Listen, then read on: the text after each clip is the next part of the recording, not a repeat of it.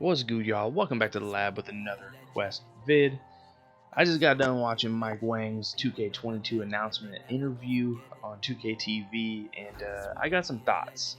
So I don't usually make videos like this, but I'm gonna dip my quill in the 2K YouTuber Meta Inc.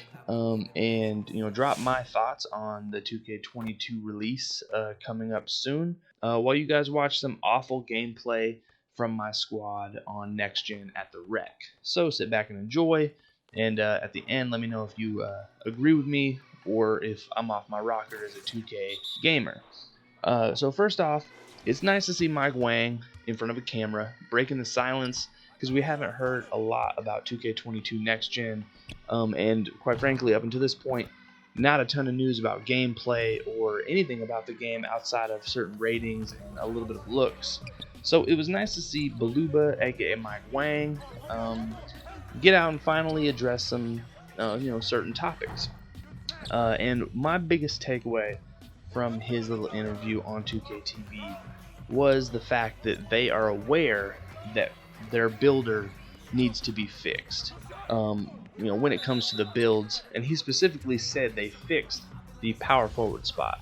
Those of you who play 2K21 next gen, it was absolutely meta that if you don't have a power forward at 6'7" or 6'8", and if you don't even have a center at 6'9", maybe 6'10", there was zero reason to make any build outside of power forward and center.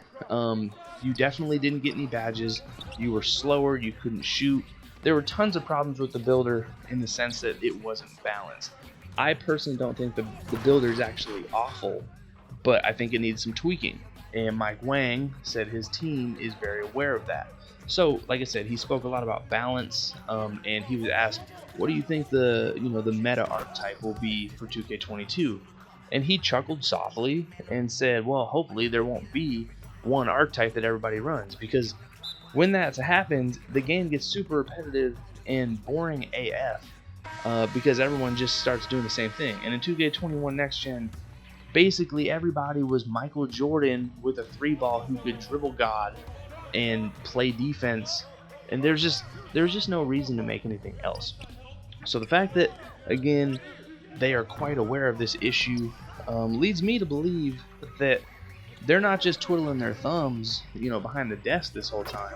They're gonna implement some things to make the game and the builder better. And I personally think that a la 2K19 that was piggybacking on 2K18 archetype system, that it will actually be tweaked for the better, and it's not like they're trying to reinvent an entirely new build system. They can just make the one that they've already created better, and so usually that second year turns out to be very improved. So that's what I'm hoping for 2K22. I actually used to play 2K back in the day, online play now, but since 2K19 I've been reinvigorated with my player, and I find it a ton of fun. But the game's been kind of going downhill in recent years, and a lot of it has to do with just the lack of balance, and the way 2K has been going more towards animation based, like dunking and dribbling and shooting. I just wanted to go back to a physics based game, but if nothing else, I don't want everybody to be on the same build. And so step one, getting this game balanced is crucial to me. He also alluded to the fact that his development team behind the sticks has been playing on smaller guards and bigger bigs. So smaller guards might be able to get access to some dribble combos or shooting abilities and speed, obviously, that big men can't necessarily get. So that might entice more people to play on a point guard hatch. And he's specifically said a smaller point guard hatch. So it'll be interesting to see if there's 6'2" players again. And you don't have 6'7" power forwards running the point guard. Again, it all dates back to balance. And then he started talking about this one dude who runs on a big who just dominates every time they run, and I love that. I typically run on a big man. I really like being able to dominate inside on both ends of the floor, and the way the dunking was in 2K21 was absolutely ridiculous. It kind of didn't matter who you had under the basket. And which actually leads me to my next point. He talked a lot about defensive mechanics being completely revamped, and that'll be interesting. Obviously, A lot of times media people will get in front of the podium, so to speak, and start spouting off different additions and whatnot into the game.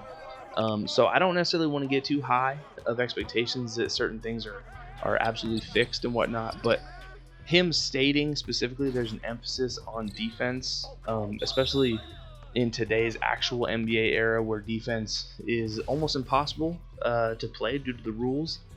That's nice to hear. That's music to my ears, because I can't stand being in the right position, making all the correct decisions on the wood, and it not mattering because the animations or the attributes or whatever it may be just overpower the correct physics and correct decision making.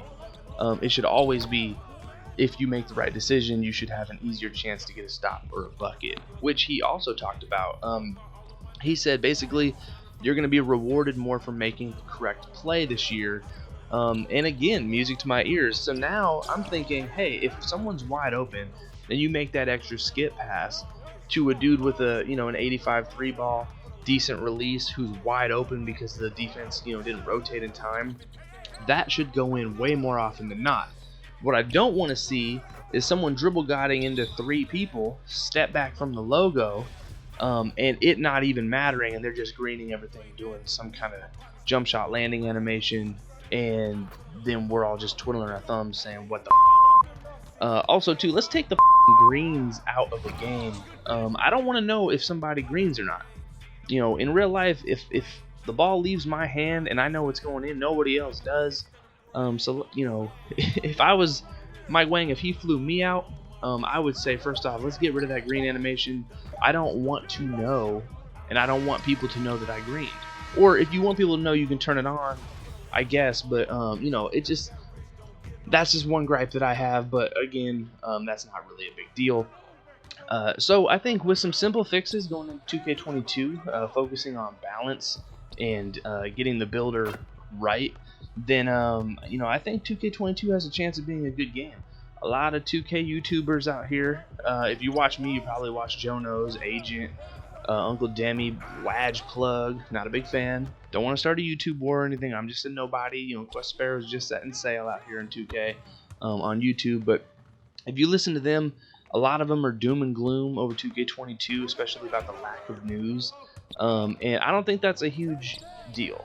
I think 2K holding their cards close to the vest this year is neither here nor there. I think definitely some of the information they've dropped has been pretty productive and constructive. I'm going to be playing on next gen. I might even dabble on current gen, just to see what the difference is in the game. But ultimately, I think if they fix the builder and balance it out, we could have a pretty good product on our hands. And I know the pandemic for 21 obviously is going to make everything way more difficult.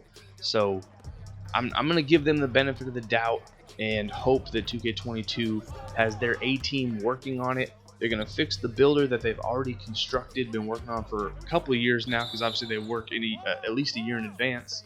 And so now they can really fine tune that, so they can implement the attributes actually being worth something, instead of us being able to absolutely punt specific things and then get more badges for it, which makes no sense. I don't know how they didn't catch that going into 2K21, but again, I'm going to give them the benefit of the doubt. It was a really tough year, so hopefully they can make those adjustments and come out with a pretty good product. So I might be dropping more of these update videos if you guys want to hear more of my thoughts on 2K22. I'm obviously going to get back in the builder and try to bring you guys a lot more build videos, and hopefully with that balance, we can start getting a bunch of different archetypes and different styles of play for 2K22 instead of just small, slight different variations of kind of the same builds.